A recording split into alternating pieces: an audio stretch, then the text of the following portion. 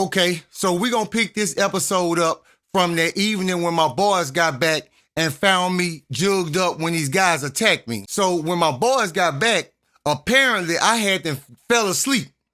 So all I feel is them waking and shaking me. G, man, what the fuck happened? Man, what the fuck happened? Who did this shit? They going insane up in that motherfucker. So Doc like, man, you need to go see the fucking medic, man. You can't lay here like this. So I'm like, man, shit, no. So they finally just start ripping sheets and shit and wrapping my arm and kind of help me get patched up. Cause I'm like, man, I ain't going to no medic, man. I want these dudes. If I go to the infirmary, I'm gonna be in there for a while. I ain't going up in there. These niggas gotta pay. So we end up spending the rest of that night talking about this shit, and I point out and show them who the dudes is. So all my dogs say, man, get your rest, bro. When we get the carpool tomorrow, we going to work. Sleep late, lose weight. So this morning, getting ready to go to chow, all you see is a bunch of fights start breaking out. They breaking out all over the place. The Queen team, they in there fighting with some dudes. Lil Mexico and his crew, they in there fighting with some dudes. Man, they got people everywhere in this motherfucker tearing it down. I need help. Multiple inmates fighting. So these guys tear it down for a minute before the guards can even get here. So finally the guards come rushing in and they come in slamming everybody, spraying everybody. Early in the morning, we got mace in our face. So the guards end up seeing whoever still fighting, zip tying them and taking them out.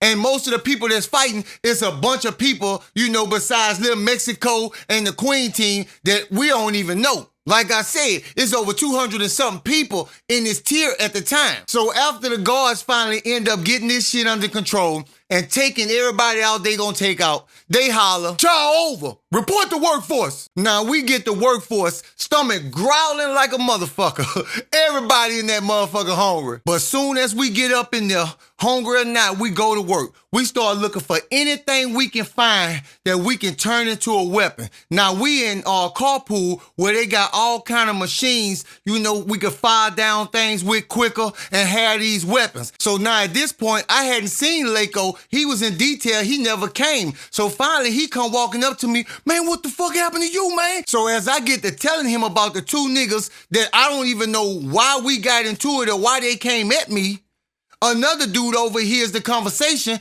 and he comes up to me and tell me why. Say, my boy, check this out. Man, I know what happened, bro. You know this little dude in y'all tier named Aaron? Now remember, Aaron is the dude that also got into it with Baby Charles that grew up around Baby Charles that said he knew Baby Charles would get turned out in prison.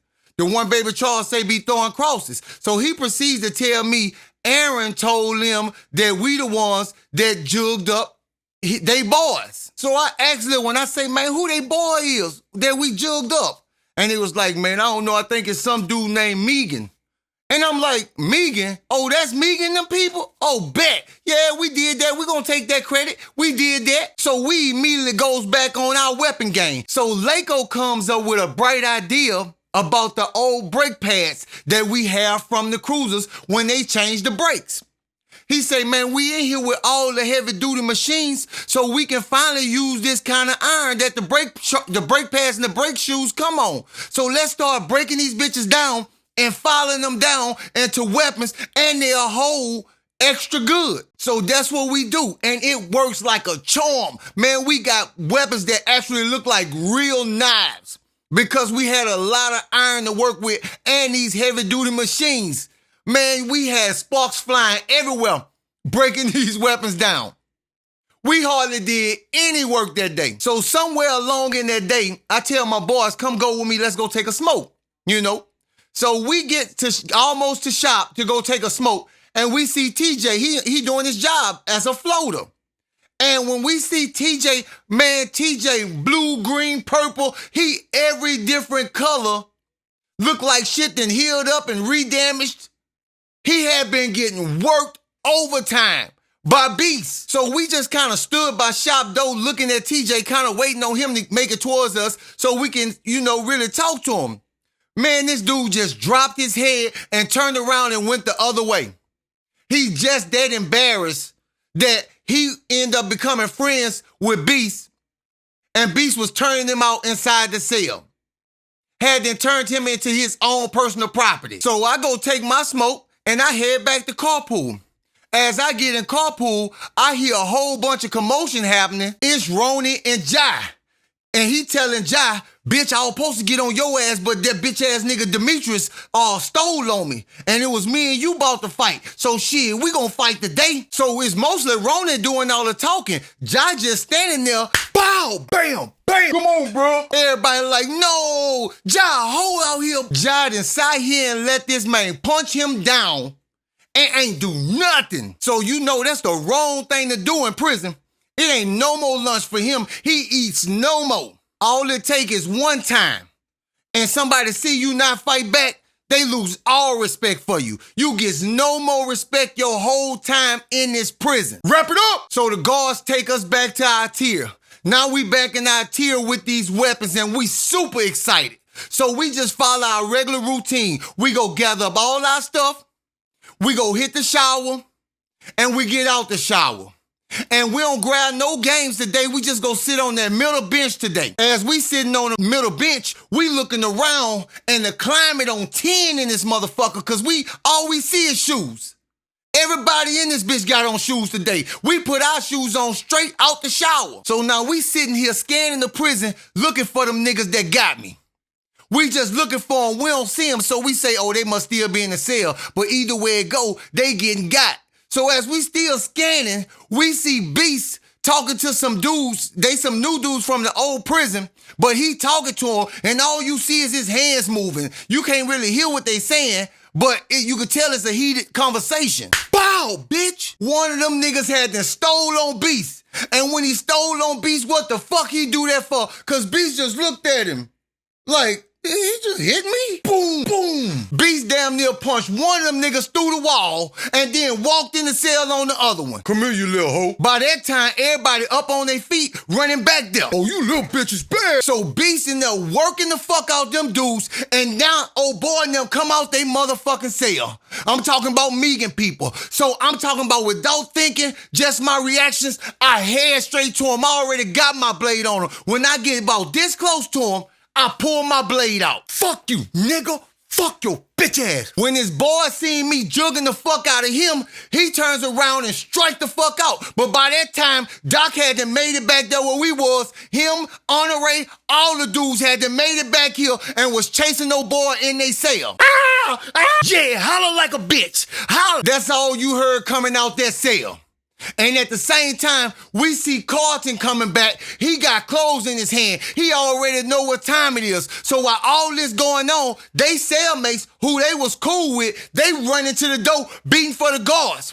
So I get to holler, man, y'all come on, Doc, y'all come on the right, get out of there. So now we all booking it, we getting the fuck. So as I get closer to Carlton, I grab the clothes from him and I get to heading back to the cell. Now as I'm getting into my cell, I got the blade still in my hand and Wesley in there. So he puts his legs up and get to holler, no, man, no. I'm like, man, what the fuck wrong with you? So as I'm changing clothes, I'm talking to him, I'm like, yeah, man, we just got them bitch ass nigga. I'm putting on my clothes. I'm like, man, nigga wasn't about to do you nothing, man. That was them niggas, man, who got me the other day. So you could tell Wesley was scared as fuck. So he gets super friendly. Man, give me the blade. Let me hide the blade. I got this for you, Round. Let me hide this bitch. So I gives him the blade, and he go hides the motherfucker. He cleans the motherfucker up, and he go hides the bitch real good. So he done just earned some points with me on some shit. So by the time I put on my clothes and I'm walking back out the cell, the guard's just not coming in the door. And he's seeing what done happened. I need help right now. And by this time, all my dudes coming back and we all meeting back up on the bench.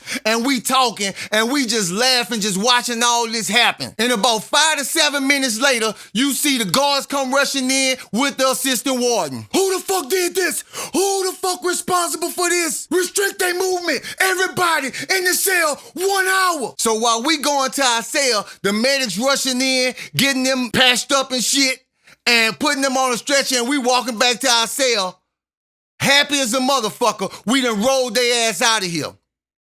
And at the time, this is how immature the mind is.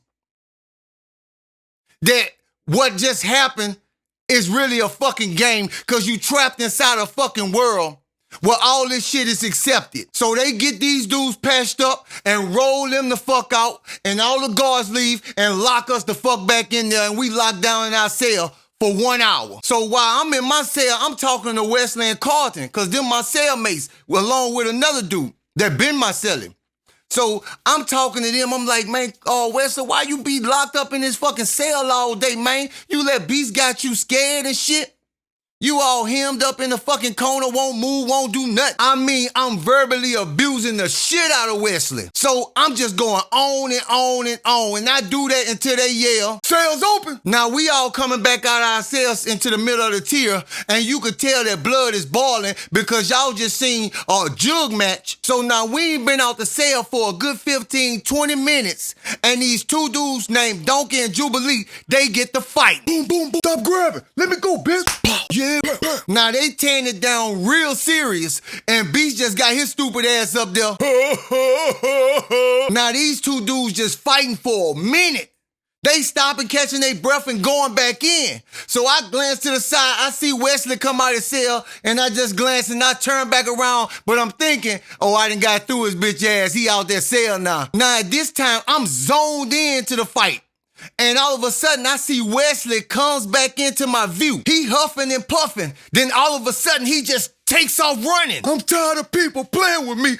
This dude had then ran on Beast and jugged Beast one time in the neck, one time in the temple, and was jugging him all over his body. To show you how strong this dude Beast was, he was still trying to get up and fight. He was like this, one side of his body had then collapsed. He couldn't even use it, and he swung at Wesley and fell. And Wesley got back on top of him. Now at this time, all his cellmates and all his boys, they all run to the door. And they start beating on the door. So when we see this, we telling Wesley, hey, Wesley, I runs up to Wesley, steady jugging Beast. Hey, man, give me, and he, get back. I want to kill this nigga. So now the guard runs in, and he sees this. He radios, and he takes off straight for Wesley. He got the mace in one hand and the nightstick in the other hand. He runs up to Wesley, sprays Wesley, spraying Beast at the same time, too. And Beast barely breathing as it is. And he clubs Wesley straight across his jaw. Breaks his jaw. You see it. But Wesley don't go down. Wesley turns back towards the guard and runs at him and jugs the guard. Now the guard got jugged twice and strikes out running. Wesley then snapped the fuck out. So his jaw hanging. He turns around like a crazy man, spots Cole and some of Beast boys and start running after them with the blade. Now they all hauling ass and the guards come up in here. But Wesley ain't surrendering. Now, this the first time I ever seen this. The guards pulled out the shotgun, boom! Now, we all thinking he getting hit with the non-lethal bullets, but Wesley, blood just popping out of him. And he goes down, and instead of the guards rendering aid, they just zip tie him and handcuff him all the way the fuck up. Let him lay there for a while, lock all us down for 1 hour in our cell, and then takes Wesley the fuck out there. They don't even let the medics come in and help him. Now, I never knew once you stab a guard, but I was pretty sure it's possible that they have the right to use lethal force against you. Because they ordered him one time to drop the weapon and lay down, and the next time, there go the gunshot blast. Now, I don't know how many of y'all ever heard a gunshot inside of a building, or a room, a dorm, a tier, or anything. But it's the loudest thing you ever gonna hear. Feel like the world is falling apart. Feel like the room fucking shaking. It stuns everybody. Now you can tell everybody's stunned because everybody's just looking. For one, Beast getting rolled the fuck out of here. For two, Wesley on the motherfucking ground just pools of blood just leaking out. Now, when we in our cell for 1 hour, we waiting on the cells to pop back open.